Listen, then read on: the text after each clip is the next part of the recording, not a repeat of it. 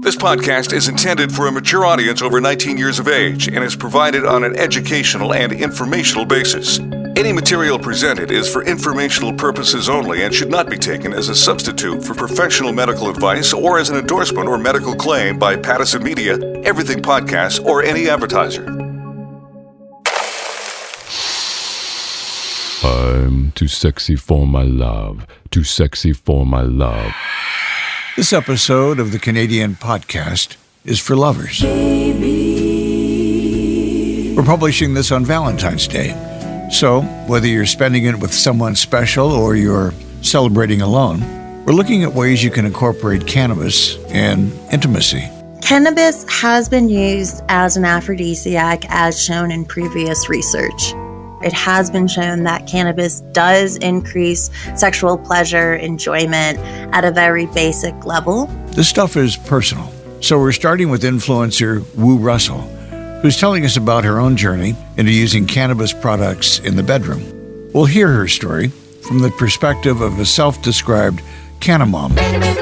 Now we already tired with work, we already tired with dishes and laundry, and then sometimes the intimacy is not just there like back in 10 years ago, you know? So consuming cannabis, especially some strain, it's helped me to loosen up a little bit and I feel like more open to my partner. Whoa, baby! Then we're getting scientific. My name is Amanda Moser, and I am a sexologist that specializes in how cannabis affects one's sex. Amanda is one of the few researchers on the planet who studies cannabis and sex together. She's going to walk us through what cannabis actually does to the body in the bedroom, why it does that, and what that means. We're getting biological. And just a reminder, this is not medical advice. We've got some scientific research in the show, but everyone's body is different. If you're looking to experiment, start with a low dose, respect yourself and your partner, and take things slowly. Now, the pot news. With the pot news, I'm Jay Coburn. The gap between prices in the legal and illegal markets is getting smaller. That's according to a new report from Deloitte and Canadian cannabis data company Niobe. The report showed that legal cannabis is now around 10% more expensive than in the illegal market, although buying in larger quantities significantly closes that gap. 28 grams, or about an ounce, of legal cannabis is on average about 1% more expensive than 28 grams of illegal cannabis. However, when buying 3.5 grams at a time, the difference does go up to 20%. The report also showed greater variety in illegal stores, however those same stores were less likely to carry things like drinks, vapes, and pre-rolls. Members of the Royal Canadian Mounted Police can now consume cannabis off-duty, provided they are fit for duty when reporting in. The policy excludes underwater divers and pilots who must continue to follow the requirements of their professional governing bodies. Previously, most RCMP officers had to abstain from cannabis for 4 weeks before duty, effectively banning it for them. Despite legalization, cannabis use remains prohibited for many employees in Canada, such as flight attendants. And in the US, senior Democrats are asking the Biden administration to legalize cannabis at the federal level. 12 Senate Democrats, including Majority Leader Chuck Schumer, sent a letter to the Drug Enforcement Agency, the DEA, to remove marijuana from the Controlled Substances Act altogether. The Department of Health and Human Services formally recommended in August that the DEA move the drug from Schedule 1 to Schedule 3 of the Controlled Substances Act. That is now under review. That's the pot news. I'm Jay Coburn. I got that good stuff. Before we go down the rabbit hole of scientific research with Amanda Moser, let's get personal. My name is Woo Russell. Well, I have really long name, but people call me Woo here. And I'm a mom. I'm from Indonesia originally and live in Colorado. Woo Russell is a self-described canna-mom and a cannabis influencer and content creator. So she uses cannabis in a lot of areas of her life, including with her partner. Living a busy life like Woo's, juggling work with having a kid and everything else, it doesn't always leave room for romance. But Woo finds that cannabis helps with that. And just a reminder, this isn't the scientific part of the show. This is all anecdotal and all Woo's personal experiences. Woo spoke to our producer, Karen Habashi, and she started off by saying that, as with many things in the bedroom, it's about experimenting to find what works for you. some of strange. Sometimes you find out, oh my god, with this one is hits different. My appetite is like increasing, and my mood is increasing, and you find out some strain help you lose a little bit in anything, including intimacy. And the easy way to say is like, oh, if you smoke this you get horny so fast. Cannabis itself like our receptor in anything. Skin is our organ is receptor as well. So when you smoke some strain, you feel like when you're close to your partner, it's kind of like, hey, I feel different. There's more like gravity. There's more sensuality. Like I'm more sensitive. You're just close to me and I feel like more alive. And I found out that not just like consuming in smoking, there is a lot of edibles. Some people, when they wanted to smoke, they think, my hair is going to smell, it's going to be smoky, everything. It's not romantic. So they take edibles or like pills, something. And I found that those things are really helpful when it comes to loosen up yourself. As a canna-mom, it's different than you were just dating in a young age and then, start exploring with cannabis. Now we already tired with work. We already tired with dishes and laundry.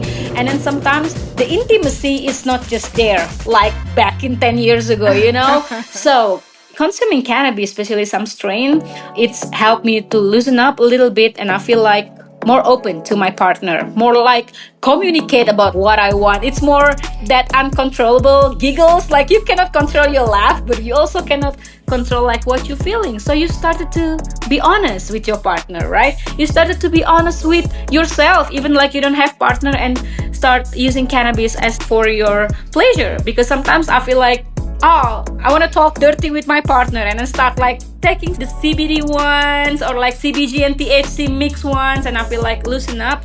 Yeah, I still get a pleasure, even though my partner is not here with me. So it's really helpful, and not too many people realize intimacy, sex, it's a part of your self-care.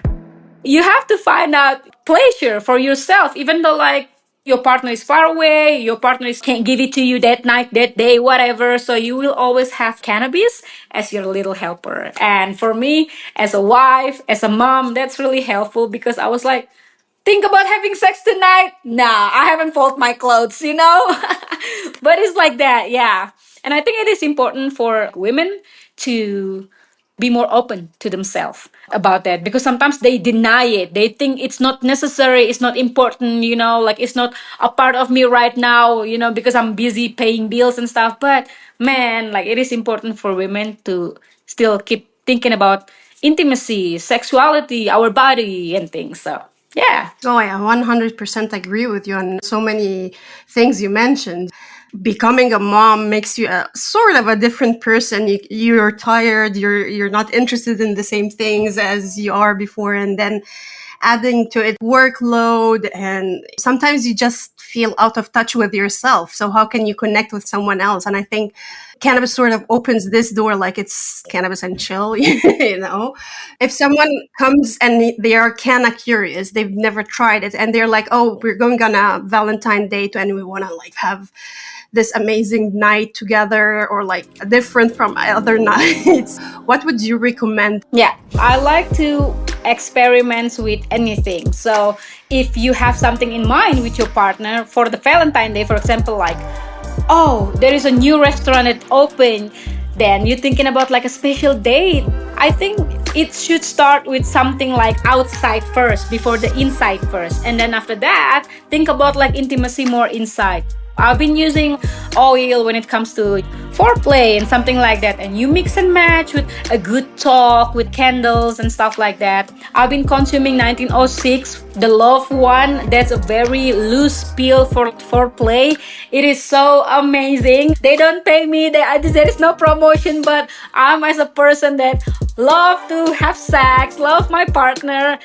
Taking that, it's better other than gummies, my opinion, because it's a slow hit, not like the gummies when you finally like, oh, it's happening, it's too heavy. When it comes to like loosen up with my partner, I start to take it slow, and I start to feeling it when it's come to like flow. And I think if like you going out for like eat, you start to loosen up when you are on the way in a car, before you even get there. And by the time you eat together, you kind of like stare at each other, and then it's like, can't wait to get back home, and you get back after your tummy full and everything, you start your show. It's just like perfect like that. But in a daily basis, when it comes to like intimacy, I like to take in something other than smoking, because like I said, it just make my hair smells bad again, everything just super smoky, too stoner, I like intaking and then start using oil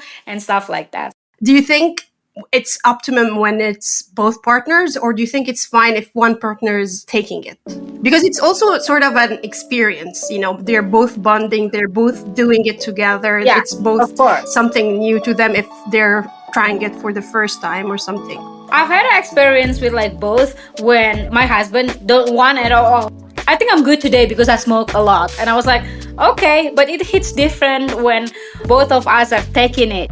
For warm up and things like that, it hits different. And I think when both of us taking it, for example, both of us like take gummies before like we go out or something, I feel like the connection is from both sides. It's not like me giving because I'm the one that more intoxicated, something like that, and he's normal. So I feel like there is unbalance. But it doesn't matter like you or your partner consume or not, when you are really connect with your partner and it's really there, the connection. Cannabis, especially like both of people like using it, I feel like the connection is stronger, and then you will get there together. Not kind of like, oh, I get there first and then you get there first. Everything hits the same time. Everything hits the same spot. Everything is just like connect right away if both of the people like using it, both of couples using it. That was Wu Russell. She spoke to our producer, Karen Habashi.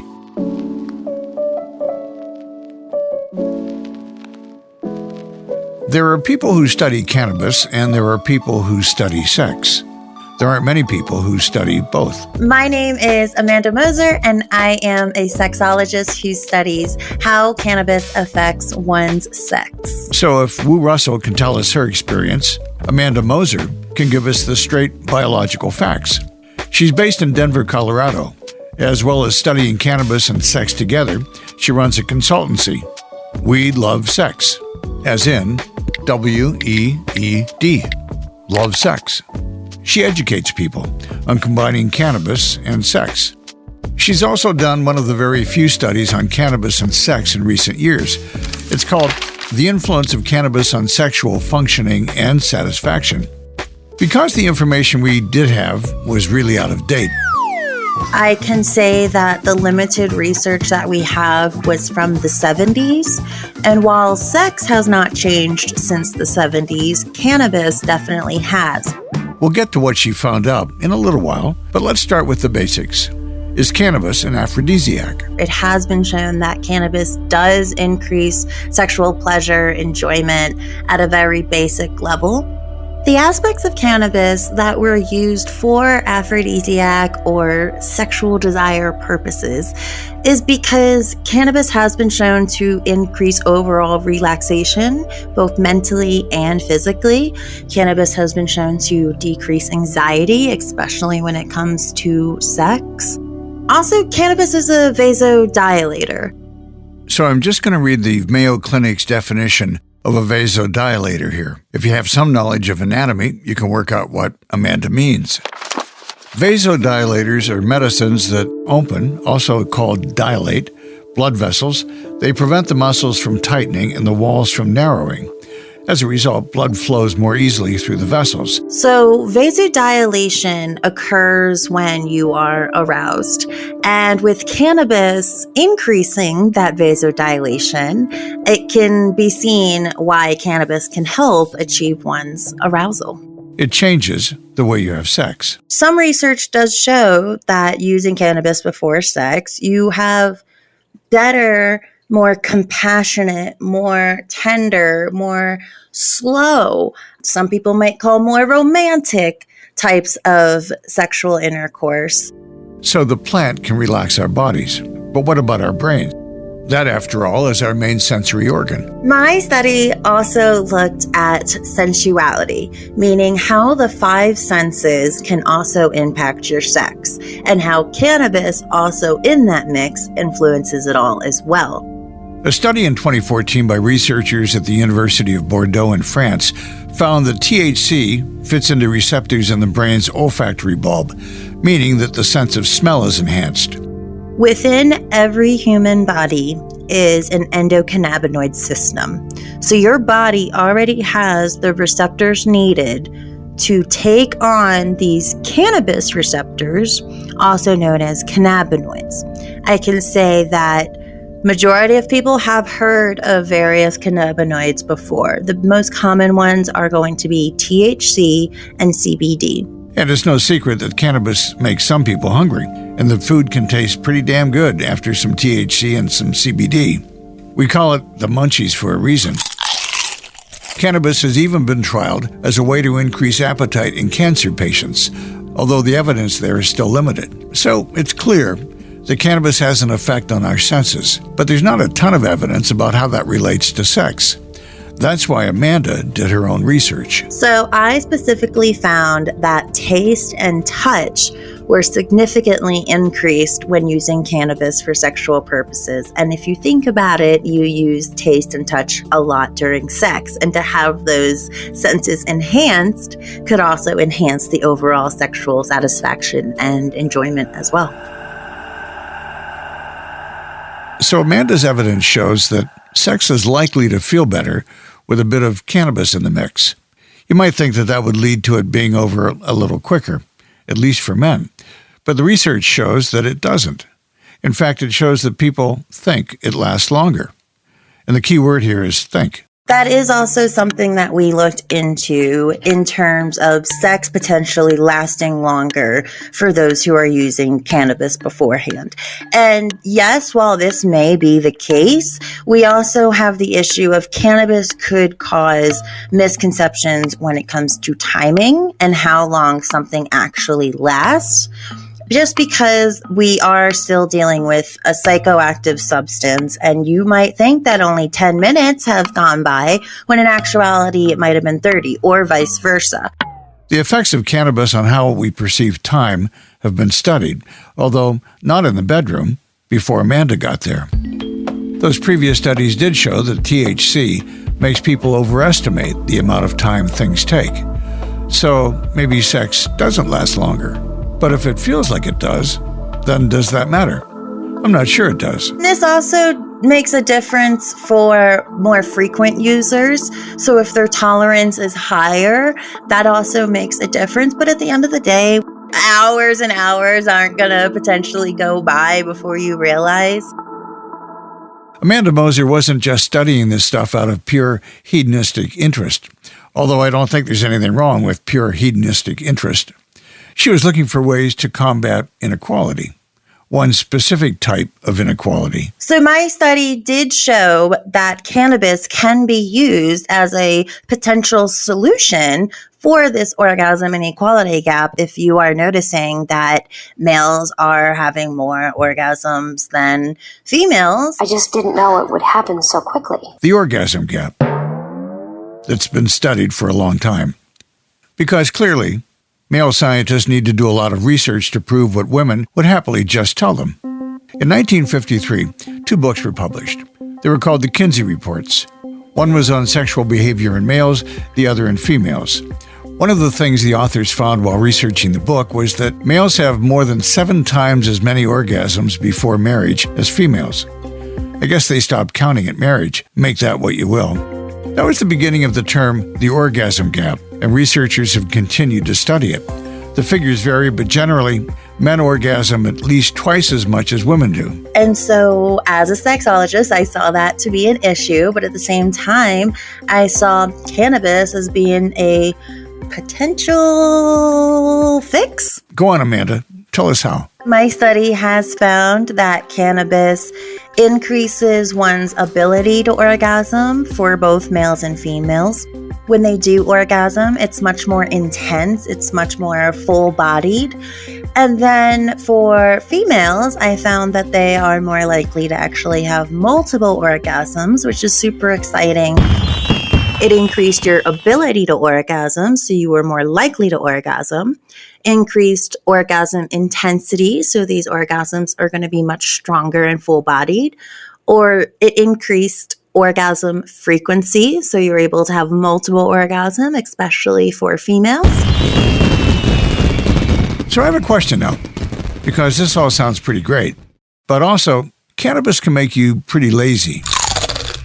So are we actually going to make it to the bedroom, or are we staying on the couch with our Doritos? So previous literature actually shows that more frequent cannabis users actually have more sex than those who have never used cannabis before. Amanda thinks that the lazy drug label shouldn't be applied to cannabis now that we have more choices of strains available through the legal market. It's very much a misconception that cannabis is a quote-unquote lazy drug, especially now these days because there are so many different strains of cannabis that each cause different feelings and could increase even physical activity, could increase sexual frequency. It's not every strain of cannabis that makes you tired and go for the bag of Doritos. Okay, but I still don't get why frequent cannabis users might have more sex. Cannabis makes sex better.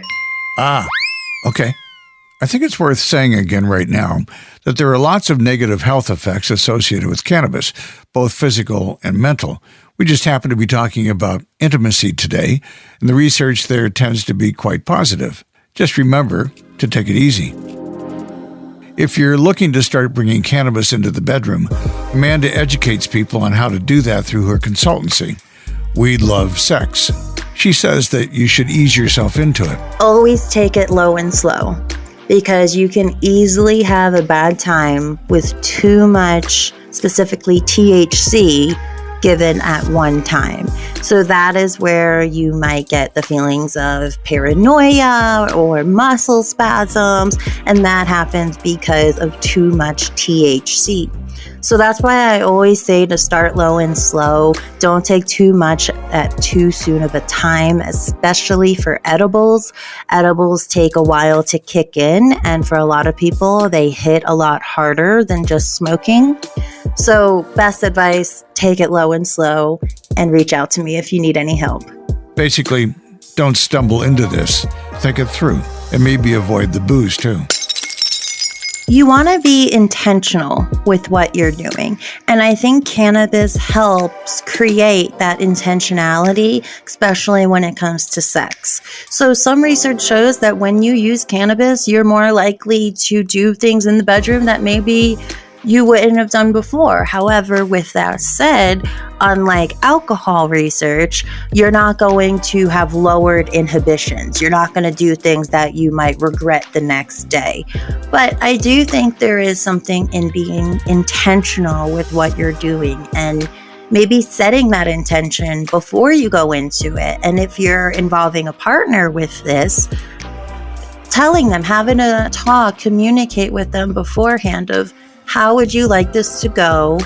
And take it from there. So set a plan, but then be open to improvising within predefined boundaries. Talk to your partner about what you'd like to experience. Absolutely. And I think that's the best part about cannabis is that you can have an idea of how you would like it to go, but also be able to let go and relax to be able to have a more enjoyable experience. A lot of times, people, specifically women, cannot orgasm because of the tension that they are holding.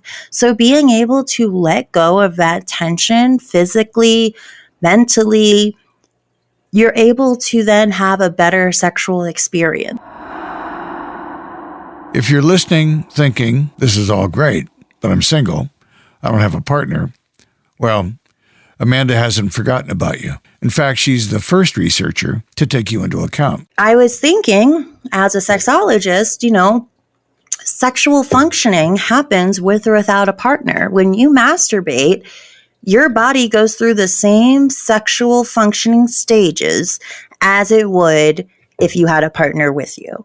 And so knowing that, I thought, well, cannabis would also probably enhance masturbation as well, not just with a partner. And so that's what made me want to put it in the study to also show on a scientific level that cannabis also increases masturbation. By this point in the show, it's probably no surprise to hear this about cannabis. It also increased pleasure while masturbating, meaning you did not need to have a partner in order to reap the benefits. And if you overdo it on the THC, which might be common in edibles in your area, Amanda has a suggestion for how to help bring yourself down. Cannabinoids are more efficient within your endocannabinoid system when they are used together. It's called the entourage effect, meaning cannabinoids work synergistically better when they are together as opposed to a cannabinoid isolate such as CBD alone by itself. If you have a negative experience with too much THC, you can actually take CBD to counteract those negative side effects such as paranoia, anxiety, things like that. There's still a need for new research, though. Of course there is. Amanda is one of only a few scientists studying this. Even her own work has thrown up some questions. Previous studies showed that men might have some trouble standing to attention, but Amanda's work showed that they didn't.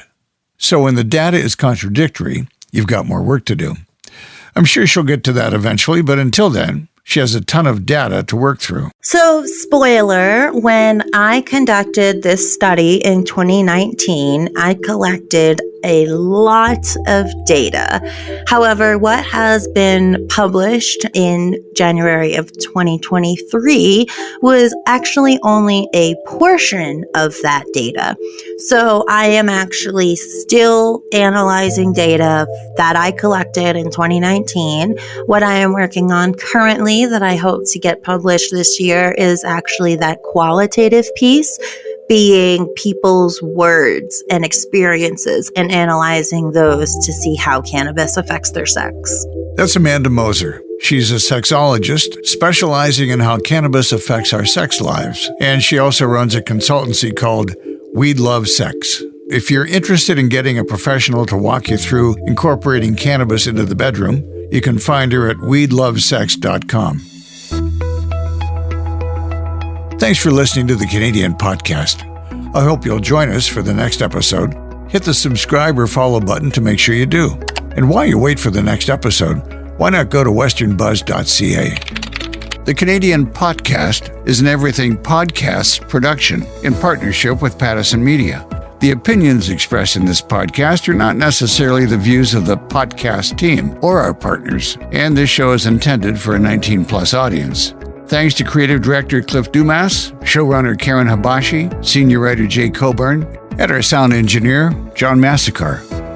Thanks for listening to the Canadian Podcast, your authority on cannabis in Canada. I'm Don Schaefer. Another Everything Podcast production. Visit everythingpodcast.com, a division of Pattison Media. Subscribe wherever you get your podcast.